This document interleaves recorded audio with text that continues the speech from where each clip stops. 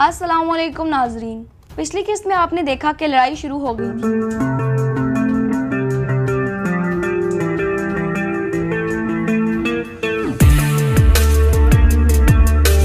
इस किस्त के आगाज में जाफर आग लगाने लगता है। जाफर कहता है, मैं इस बार तुमसे नहीं हारूंगा। अरूज के साथी नीचे पहुंचते हैं तो जाफर दरवाजा बंद कर लेता है। सिकंदर यारीले से कहता है, इस दरवाजे को तोड़ डालो। अंदर जाफर कहता है, तुम ठीक कह रहे हो अरूज, मैंने रस्सी को लंबा कर दिया, अगर मैं मरा तो तुम भी मरोगे। ये कहानी यहीं पर खत्म होगी। फिर अरूज इलियास से कहता है, तुम मेरे साथ आओ। जाफर आग लगाने के लिए आगे बढ़ जाता है, लेकिन अरूज उसे पकड़ लेता है और रस्सी पर लगी आग को बुझा देता है और जाफर को टक्कर मारकर बेहोश कर दिया। इतने में अरूज के सिपाही दरवाजा तोड़कर अंदर आ जाते हैं। अरूज कहता है, जाफर पिछले हिस्से में है, उसे बांध दो। इसके बाद हिजर के जहाज का मंजर सामने आता है। ज़ैनब हिजर से कहती है, आपने हमारी जान बचाई, इसके लिए आपका बहुत बहुत शुक्रिया। लेकिन उनका मसला क्या था?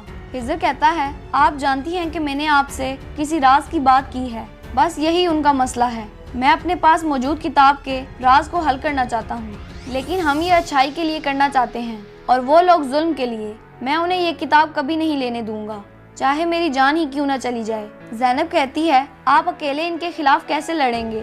हिजर कहता है, अल्लाह हमारे साथ है, वो तमाम मुश्किलात हल कर देगा। दूसरी तरफ रात को कहता है, हमारा काम उनको तबाह करना था और मुझे ये करना होगा। कोई महफूज साहिल तलाश करने तक सफर जारी रखो। मेरे लिए एक कश्ती ढूंढो और तुम वहाँ साहिल पर जहाज ठीक करोगे। 5 या 6 लोग मेरे साथ आएंगे। वो आदमी कहता है, आप कहाँ जा रहे हैं सरदार? रात को कहता है, सिकंदरिया। इसके बाद एक और मंजर दिखाया जाता है।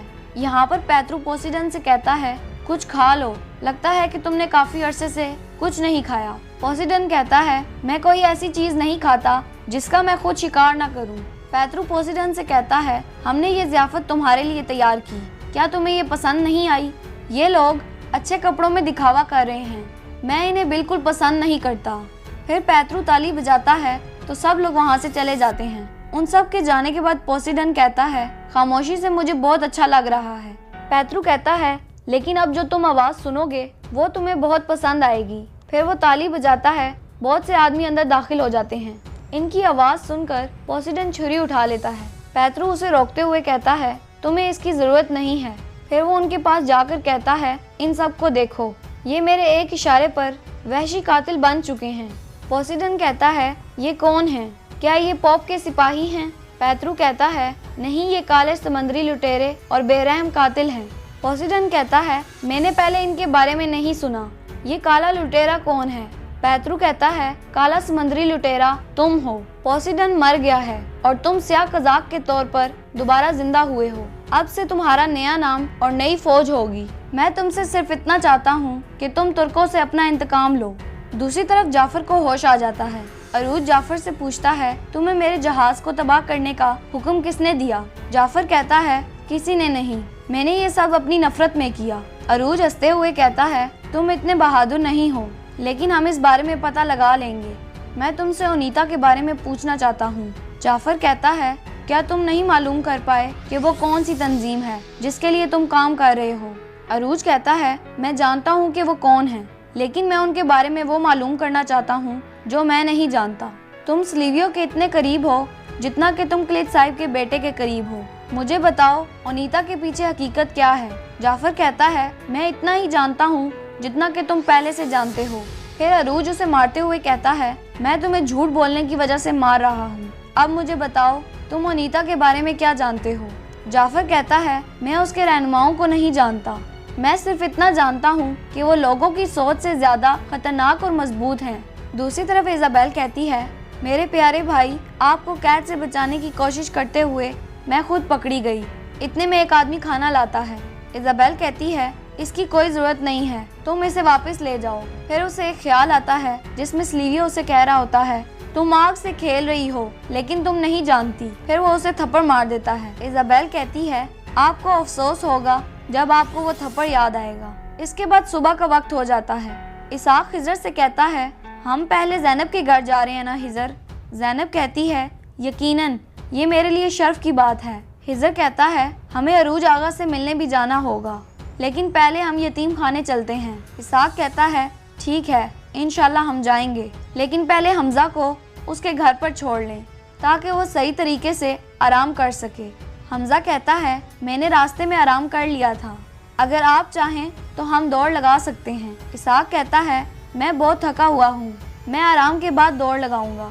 नीकू कहता है हमें कप्तान ने बताया था कि अगर हम सही सलामत वापस आ गए तो आप एक बकरी की कुर्बानी देंगे। हिजर कहता है इस तरह हम सब अच्छा खाना खा सकेंगे। इसहाक कहता है मैंने ये नहीं कहा था, कप्तान ने गलत समझा है। मैंने कहा था जब हमजा को घर सही सलामत ले जाएंगे तो हम ऐसा करेंगे। हमजा कहता है मुझे गोश्त पसंद नहीं है। इसहाक कहता है मजबूत मर्दों के लिए गोश्त खाना जरूरी है। फिर नीकू हिजर से कहता है तुम उस यस्सर नामी लड़की को कैसे ढूंढोगे। हिजर कहता है हम उसे ढूंढ लेंगे भाई, पहले हम अपना काम निपटा लें। इसके बाद यस्सर नामी लड़की को दिखाया जाता है, वो जादू करके सबको बता देती है कि उस औरत के बटुए में क्या है। ये देखकर सब हैरान हो जाते हैं। फिर वो सबसे पैसे लेने लगती है। इतने में एक आदमी उससे कहता है क्या तुम मुझे वो रकम वापस लौटा सकती हो जो तुम्हारी वजह से मैंने खो दी थी। दूसरी तरफ सब लोग हड़बड़ी में जा रहे होते हैं। उन सबको देखकर नीकू एक बच्चे से पूछता है वहाँ पर क्या है, सब वहाँ क्यों जा रहे हैं। तो वो बच्चा कहता है क्या तुमने नहीं सुना, जादूगर एस्तर यहाँ आई है, हर कोई उसे देखने गया है। हिजर कहता है आप लोग यतीम खाने जाओ, हम वापस आते हैं। फिर वो भी उसे देखने के लिए पीछे चल पड़ते हैं। दूसरी तरफ यस्तर उस आदमी से कहती है मैं तुम्हें तुम्हारे पैसे वापस नहीं लाकर दे सकती, लेकिन तुम और तुम्हारी बीवी मुश्किलात में हो। अगर तुम चाहते हो कि तुम्हारे हालात अच्छे हो जाएं, तो ये तावीज़ तुम्हारी मदद करेगा। तो वो आदमी कहता है तुम्हें कैसे पता चला कि हम बुरे हालात में हैं। जाने से पहले वो उसे कुछ पैसे देती है और कहती है इस तावीज़ को फेंक दो, ये कोई तावीज़ नहीं है। वो आदमी दोबारा उससे वही सवाल करता है तुम्हें कैसे पता चला। यस्तर कहती है तुम्हारे बटन सही तरीके से नहीं लगे हुए, तुम्हारे कपड़ों में झुर्रियाँ हैं और आपको नींद आ रही है। फिर वो आदमी पूछता है तुम्हें दूसरों के बारे में कैसे पता चला। यस्तर कहती है मैं अपनी चालों को अच्छी तरह से जानती हूँ, बंदरगाह पर काम करने वाले मेरे अच्छे दोस्त हैं, अब ऐसी चीज़ों पर कभी यकीन मत करना। इसके बाद एक जहाज का मंजर दिखाया जाता है। इलियास आकर अरूज से कहता है जो चीज़ हमारे हक में है हम वहाँ उतना जल्दी पहुँच सकते हैं जितना हमने सोचा था। सिकंदर आगा कहता है हम अपना जहाज वापस लेकर रहेंगे और फिर हम ओनीता से आज़ाद हो जाएंगे। अरूज कहता है हम देखेंगे कि वो कौन है। ओनीता का एक और पहलू है जिसे हम नहीं जानते, जो कि खूनी और शैतानी है। फिर वो सब कहते हैं हम आपके साथ हैं बाबा अरूज। दूसरी तरफ पैतरू एक आदमी को लड़ाई करना सिखा रहा होता है। वो उसे कहता है अपनी तलवार नीची मत करो। फिर वो उसकी गर्दन पर तलवार रखकर कहता है आपका सर अभी तक बरकरार रहेगा, लेकिन मत भूलना कि जंग तरबियत से बहुत मुख्तलिफ है। पैतरू का खास आदमी कहता है जब आप काबिल दुश्मन नहीं ढूंढते तो आप बहुत परेशान हो जाते हैं। पैतरू कहता है हम ऐसा करने के लिए पैदा नहीं हुए थे, हम नागवार थे और यहाँ तक के एक खामोश बच्चे। अगर आप देख सकते हैं तो हम जीत गए मेरे दोस्त। फिर वो उसे तलवार देता है तो उसका खास आदमी वो तलवार रखकर अपना खंजर निकाल लेता है। फिर वो दोनों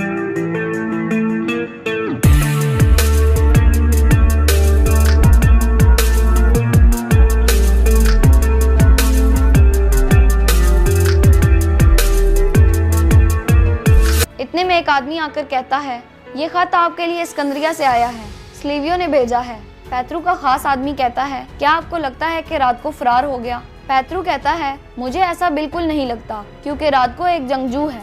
यहाँ पर इस किस्त का इख्तिताम हो जाता है। अगर आपको हमारी ये वीडियो पसंद आई है तो हमारे चैनल को सब्सक्राइब कर लें ताकि मज़ीद आने वाली वीडियोस आप तक पहुँचाई जा सके।